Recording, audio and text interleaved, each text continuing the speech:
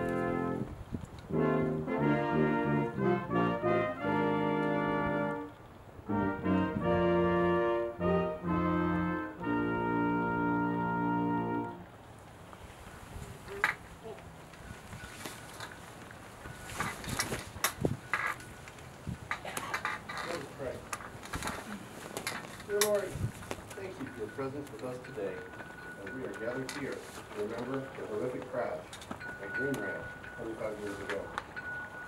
We pray for your comfort to be with the families and friends of the 24 paratroopers who lost their lives on that infamous day.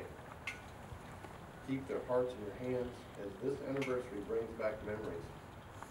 Hold the souls tight of those who died. Lord, we pray also for the survivors, especially for those here today who will recount the tragedy to us.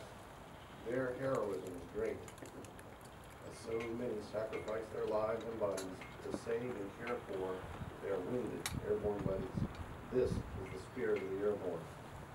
May our memorial today honor the courage and camaraderie of our 82nd Airborne family, this great cloud of witnesses, our teams of LGOTs fighting together to fight with good faith. Thank you, Lord, for being with us today.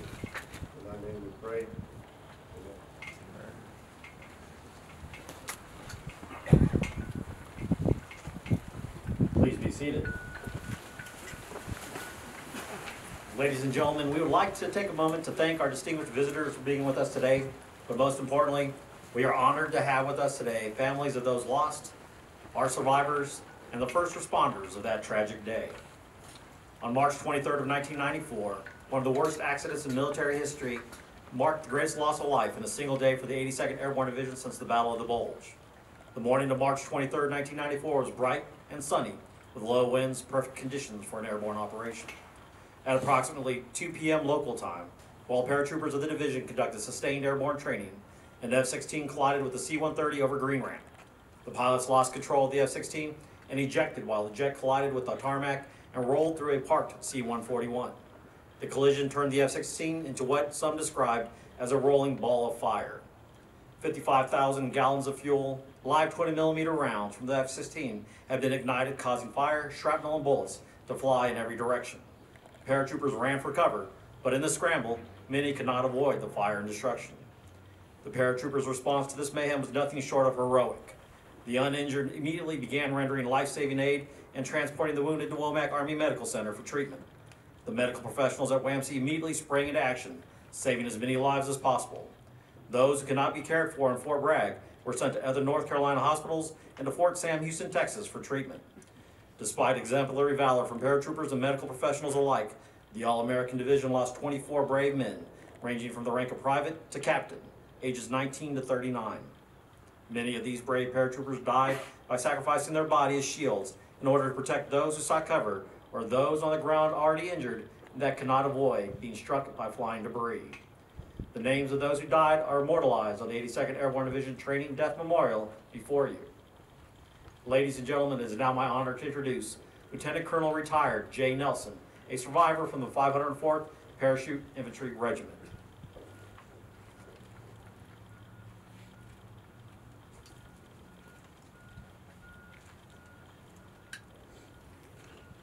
Thanks very much. Color Guard, Fire Detail, and Band, you're doing a great job. Keep it up, I appreciate it. At least it's a nice day to do this, huh? General Mingus, honored guests and survivors, fellow veterans, and most importantly, the loved ones of those who lost someone to this accident 25 years ago tomorrow. I would like to say thank you very much for being here, and especially thank my fellow survivor, All-American 6, for allowing me to share the podium today. It's an honor and a privilege, to speak beside you to the good folks here, and to share a bit of the sunshine and piney air of Fort Bragg, because it's always good to come home. How do you encapsulate 25 years after a tragedy like this? What words do you use to describe the life you've lived after such a significant event in your life? I'm here to tell you, brothers and sisters, I don't know, but I'm going to try, because once a paratrooper, always a paratrooper, and we just know we're going to try. I and those like me are often asked, how long did it take to recover? I don't know about my fellow survivors, but I tell folks that I'll let them know when I get there. I think any survivor of a serious accident or injury will agree that recovery is not something you can just declare victory on one day and go about your life as if nothing happened. It just doesn't work that way, does it? The survivors you see here today all spent time in the hospital to varying degrees, but their recovery didn't end the day they got released. It continued well into the following days, months, and years. For many of us, it is a lifelong path that we stray from at our peril.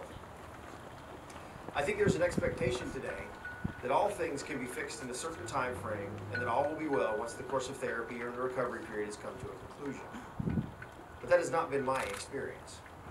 In a world that's made a buzzword of resilience, we reduce what is a lifelong skill that is only honed when used over time to something trendy to be thrown out to people to make them feel better about dealing with a tragedy or a hardship that's in their lives or anything that they've gone through.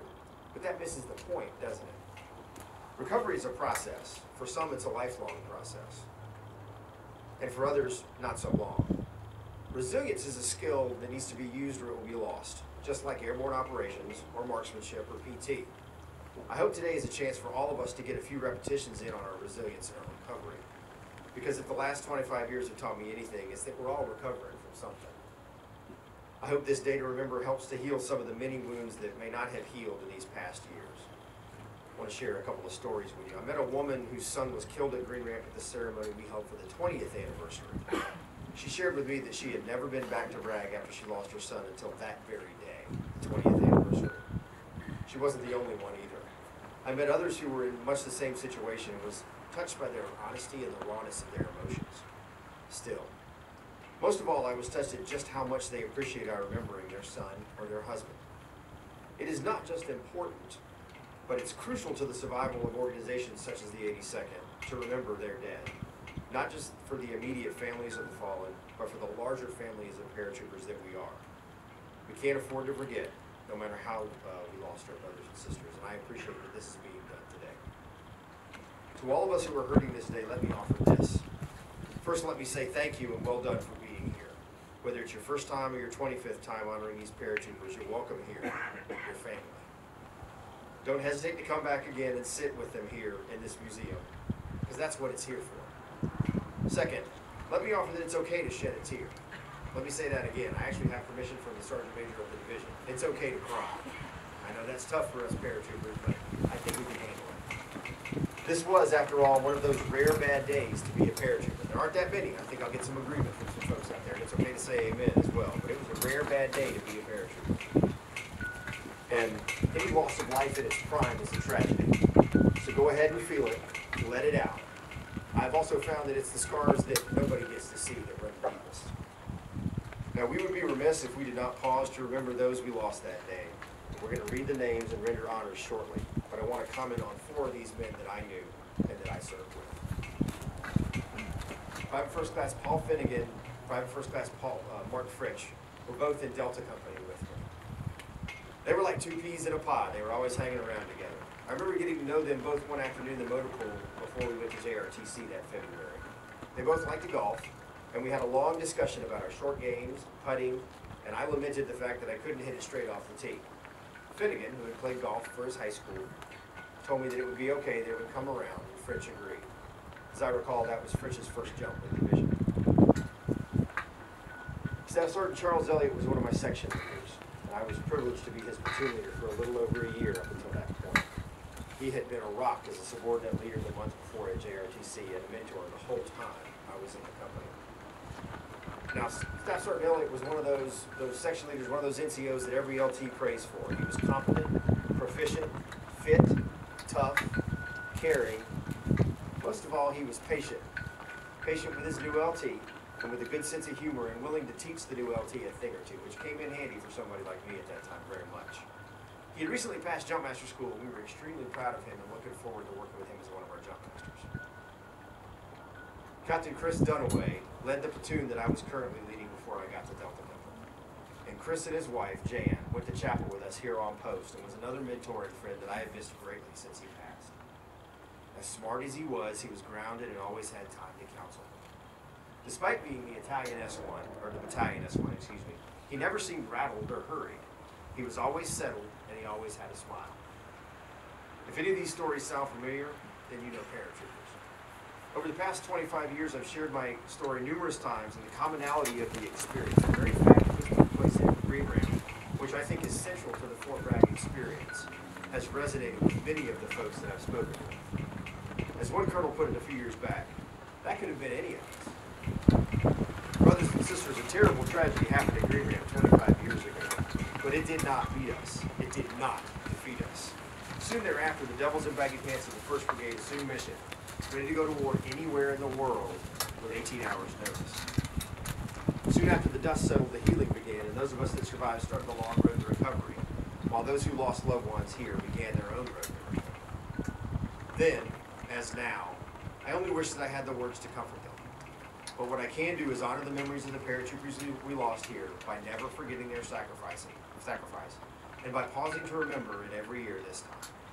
Thank you for helping me do this today. To my fellow survivors of this terrible day, all the way. To the families and those who lost someone that day, God bless and keep you. I miss them too.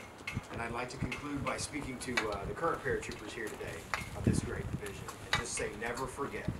Never forget that you are part of a family that takes care of its own and doesn't quit. Never forget your paratroopers. And the bad guys are rightly scared to death of each and every one of them. All the way, Airborne.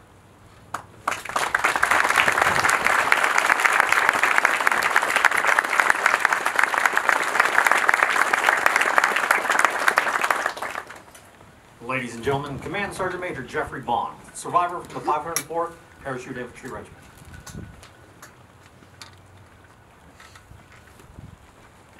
I don't know how I can follow Jay Nelson. He was my PL in Delta Company. Kind of going off script. So Staff Sergeant Elliott was my section leader at the time, and I remember our JRTC deployment, and I was a young private. I wasn't the smartest private, but I was a hard charger. So I was so hard charging that I drove the Humvee up onto the rail car and took both doors off the side. I will tell you that Staff Sergeant Elliott was not very happy with me. Distinguished guests, family members, survivors, community members, and fellow paratroopers. March 23rd, 1994 is a day that will forever be etched into my mind, as will be for those families who lost a loved one or those that survived that day. I was a young 19-year-old paratrooper living his dream of serving in this great division.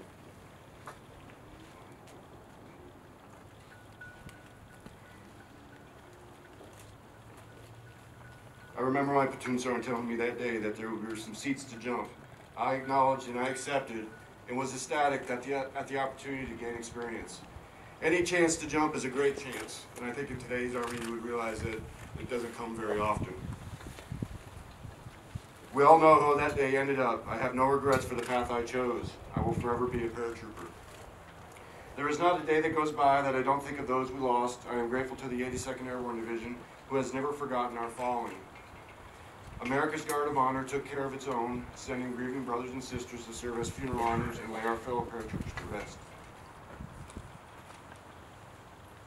The outpouring of support from the surrounding communities, how they came together as one family, serves as a shining example of how our community should be with their military members. The Womack Army Medical Center cannot be forgotten for the level of speed and care that was given to that day. Their actions and skills saved so many lives that could have been lost. You were and are the hallmark of Army medicine. As we all honor our fallen today, remember those still living with the scars, both physical and mental, of that fateful day. As a reminder to the surviving families,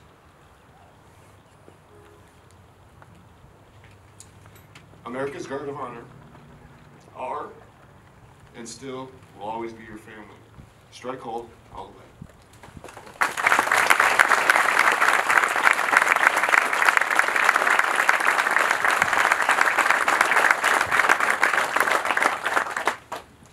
Ladies and gentlemen, the Commanding General of the 82nd Airborne Division, Major General James Mingus.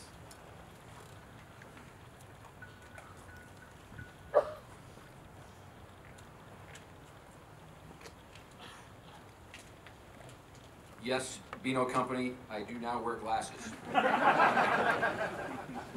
not nearly as fast as I used to be, but don't tell anybody in here. So good afternoon and welcome. Today's both, as we've heard, both a celebration and a mourning. Ms. Teresa, thank you for being here. John Bodette sends his regards. He really wanted to be here as well, and I was going to tell a little story because the first, similar to you, Sergeant Major, the first person that worked on me in the hospital was an SF medic who had come out of the field, still had camouflage on his face, dirty, probably wasn't real sanitary. I'm not sure why he was, but it was an amazing feat. Well, 13 years later, I'm the Ranger Battalion Commander down at Fort Benning, and he's the XO of the Regimental Reconnaissance Company, so truly a small world, but shows you how broad and far this went. But before I get started, we haven't done this yet, and I know we're going to call some names, but I do, just for everybody, want to recognize the folks that were impacted. So if you were there that day, if you were wounded, if you were hurt, or a family member of somebody that was lost, please stand.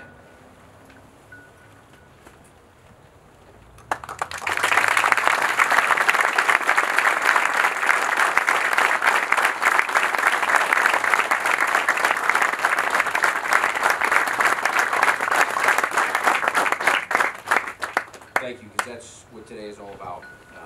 Both the people that survived and the 24 that we're going to talk about here in a little bit.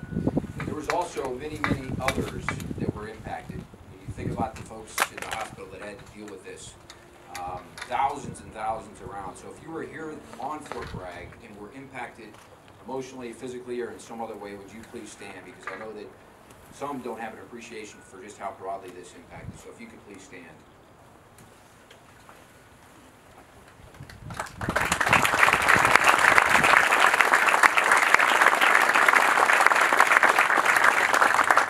As was alluded to earlier, 24 killed, over 100 wounded, 500 directly involved, but it did move a nation. It was the single worst day in the division history since the Battle of the Bulge. It involved elements of the 82nd Airborne Division, the 504th, the 505th, the 782nd at the time, Support Battalion, the 525 MI Brigade, and the 159th Aviation Group. It's the 12th Wednesday of the year and the 82nd day of the year. Some that were in Beano Company, and everybody has their own little story, but you guys probably remember a 10-mile run, but it probably wasn't anything more than 4 or 5. But we did PT that morning. We were on DR7, our particular unit, we were on DR7. For those that have lived that meant that the vast majority of the organization was out picking up garbage in our dens and doing other tasks around posts. So there weren't really that many folks around the company. And the S3 Air called down that morning and said, hey, similar to what you described, we got to jump this afternoon, and it's going to be there's going to be a Canadian jump master on this particular line, so there might be a chance to get some foreign wings. It was a perfect day. And if you go back to most people's jump logs back then, when we jumped 35 to 50 times a year, it was all night mass TAC combat equipment. And so even though this was going to be a combat equipment jump, the fact that we were jumping during the day, and it was kind of an admin thing, I mean, we were all pretty excited about going down there and jumping that day. And it really was a perfect day. Other than the fact we got a little bit more wind, it was just like that. We're just like this. The leaves were just starting to come out. The bugs were not there, which was a huge bonus. So it really, really was a perfect day. We showed up between 10 and 12 that morning for pre-jump. We were laying stuff out. We were doing manifests. Things were going on. We were getting ready to execute. But then at 14:20, 14:10, right in that area, it went from the best day to the worst day. I personally was standing there talking to a friend called Captain Paul Sabin. He was the Delta Company commander down at 2504. Some may remember him. And the thing we were talking about is that the Canadian jump master that we were there to come and potentially get our foreign wings, his wife had gone into labor. She was having a baby. And so we were actually angry that we weren't going to get our foreign wings when the explosion occurred. Those that remember where Romeo 1 was, we initially saw the explosion, big fireball. We thought it was that a 141 had kind of blown up on that particular parking space. But the reality was just a couple seconds later, you could see the fireball coming and everybody scattered. And it was chaos from then. When people asked me to describe it, I'd say it was like a hand coming out. If you were standing here, you made it. If you were standing somewhere else, you didn't. There really was no rhyme or reason. But as we think back 25 years, scratch our head, because we always try to learn from and understand why things like this happen. These are the things that I've kind of come up with over time. The first is that life is precious. And the three that I knew personally that were lost that day, and all the ones that I've lost or been a part of that have been lost over the years, if they were standing here today, they would tell you, without a doubt, live life to the fullest. Pursue your dreams and live every day like it's your last day.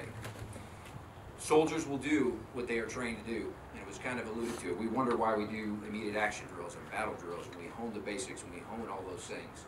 And that went into action the instant that this tragedy did occur. Troopers have no regards for their personal safety when it comes to others. And I'm not going to call out a lot of names except for a couple. And Sergeant Price, I think, is the classic example of that particular, where he grabbed another paratrooper and shielded her and saved her life, and he perished. Lieutenant Rich Timmons was the other one. He was in jump master school, actually, and I didn't know this until after the fact, because there was a whole bunch of people that reacted to this on the back end. They heard the explosion, they came out, they saw the explosions, they saw the 20 millimeters going off, they saw gut trucks blowing up, they saw Humvees blowing up. It was complete and total chaos. So what did Rich do? What did everybody else in jump master school? They're like, okay, how do we? They went in, they grabbed their helmets, that was all the protection they had, and they went straight into the blaze. I guess they thought that as long as their heads were good, they'd be fine. But it's just an example of how folks will do whatever it takes. LGOPs were mentioned earlier. That is a culture, it's an ethos. LGOPs thrive in chaos and in a crisis. And that day was another example of how that ethos runs top to bottom.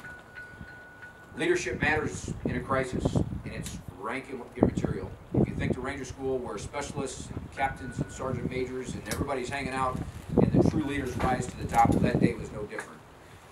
It ranged from privates to captains to majors to colonels, and when people were out there trying to make things happen and move people and save people and protect people, it didn't matter. There was no rank out there that day.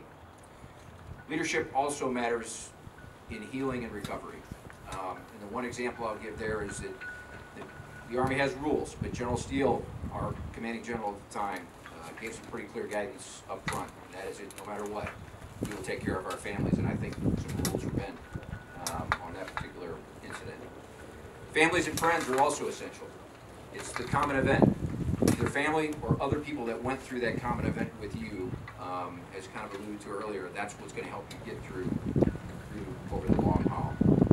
The outpouring of support from a nation was never any stronger than it was after this. And the one vignette that I'll give is that for those that had facial burns, you would think that other parts of your body would hurt worse than your face.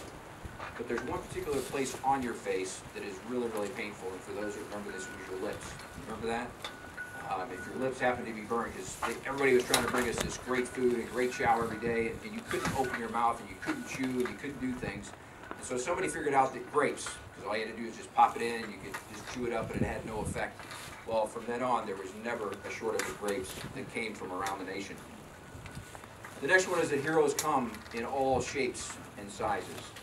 We think of heroes that charge bunkers and dive on grenades, but heroes that day came in all shapes and sizes. Our system of care and caring work.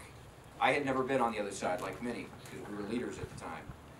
But what I saw and what I experienced was that the system was going to take care of both myself and my family. This is my favorite, because this kind of goes back to the Elgon theory, and that is rules don't matter in a crisis. We have rules for airborne operations, we have rules in the Army, we have rules for just about everything. But I think just about every rule was violated that day, from weapons and POVs, moving things in POVs. If you think back to that particular day, troopers were doing what it took to save lives. In fact, for those that remember, I think it was Rambo 3, right, where he flew the Russian helicopter. If there would have been some helicopters down there that day, we would have had troopers hopping inside those things trying to fly them. And finally, military training is inherently dangerous. Realistic military training is inherently dangerous. This division, in spite of that tragedy, it healed, it mourned, but it picked back up, and it continued, and it continues today. So in closing, thanks for being here to honor our fallen, uplift our survivors. We will carry on our 101-year legacy of excellence and being ready to answer our nation's call, anywhere in the world, anytime, in 18 hours. Our paratroopers and their families are our greatest strength. God bless Airborne.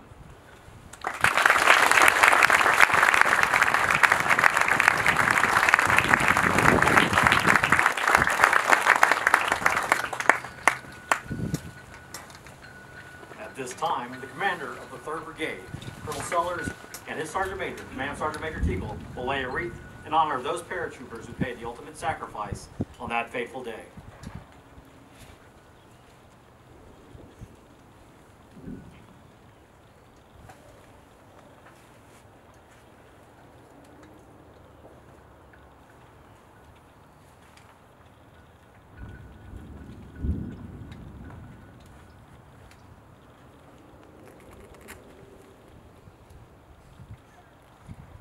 In addition, Mr. Gary Resbeck, the 82nd Airborne Association National President, and Sergeant Richard Clapp will be presenting a wreath on behalf of the 82nd Airborne Association.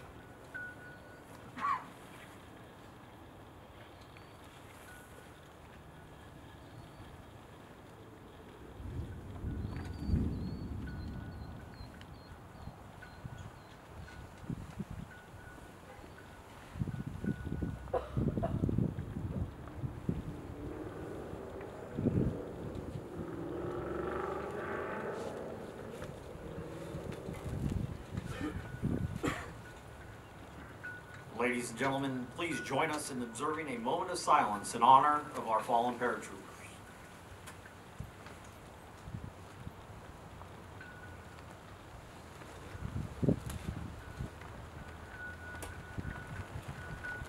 Ladies and gentlemen, the 82nd Airborne Division Chorus will now perform If Not Me and Amazing Grace.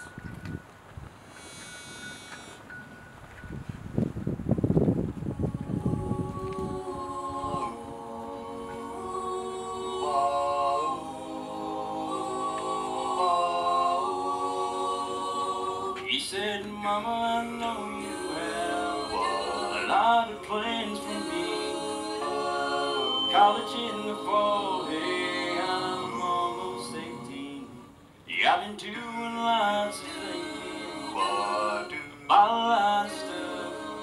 Went down to the recruit today and I signed up. If not there, then where? If not now, then when? If not this, then what else can I defend? Being gone, being scared. What else can I do? If not me, Mama. If not me, then who?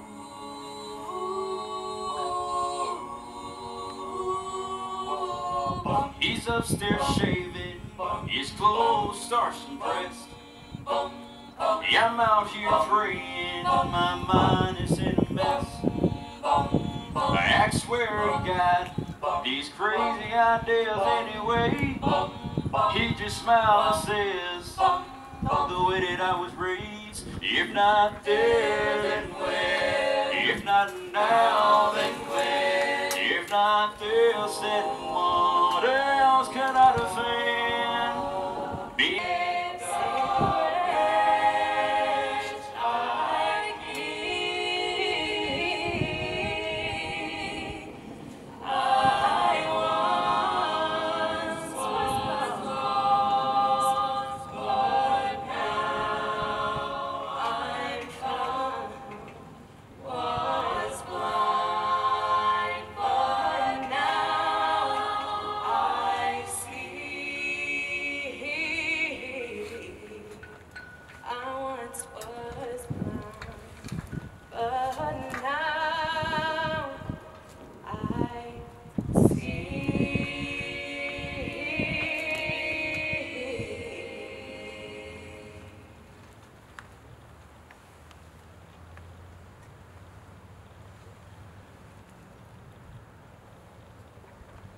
Sound off for roll call.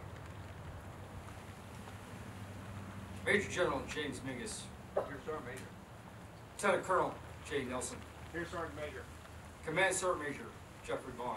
Here, Sergeant Major. Command Sergeant Major Angel Serrano.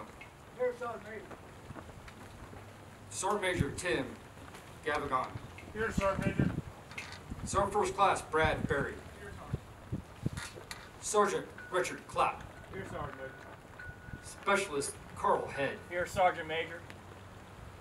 Specialist Kevin Miller. Here, Sergeant Major. Sergeant Bolts. Sergeant Alexander Bolts. Sergeant Alexander P. Bolts.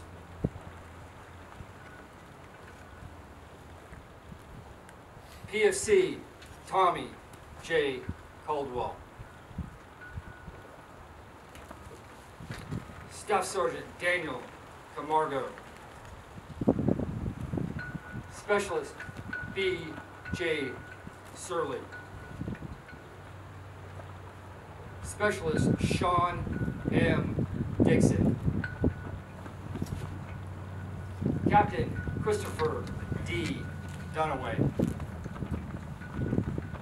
Staff Sergeant Charles W. Elliott.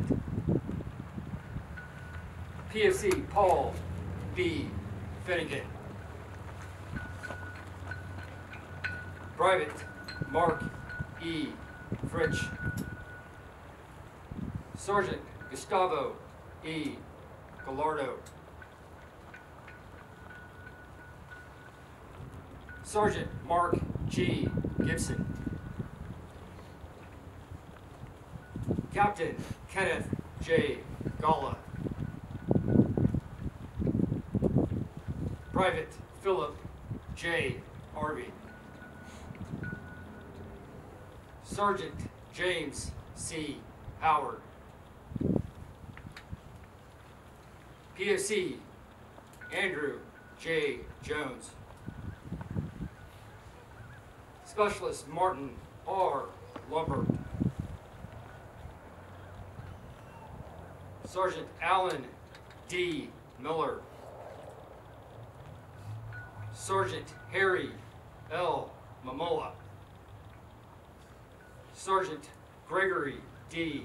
Nunes. Sergeant Daniel E. Price. Sergeant Waddington Sanchez. Sergeant Vincent S. Strayhorn. Sergeant James M. Walter. PFC Matthew J. Zegan.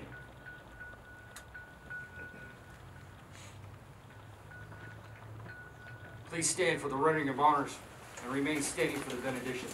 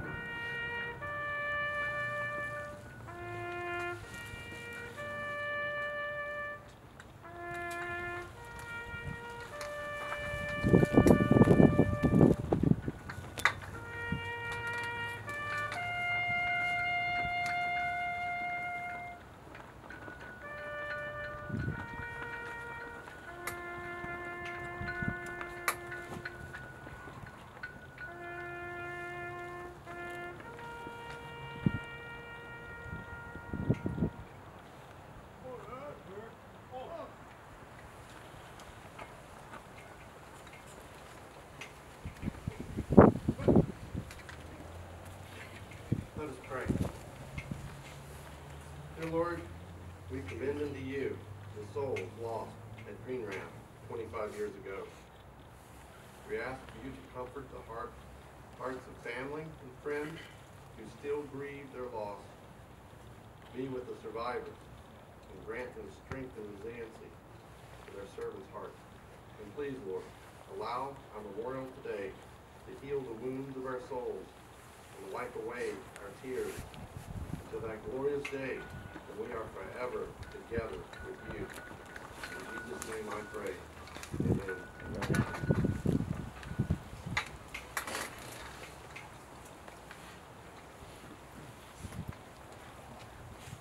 Ladies and gentlemen, please take time to meet with the families of our fallen paratroopers and to have conversations with the survivors of the Green Ramp disaster. Please also take time to visit the memorial and honor these brave men as well. We would like to thank you for attending today's memorial ceremony, and as always, Airborne, all the way.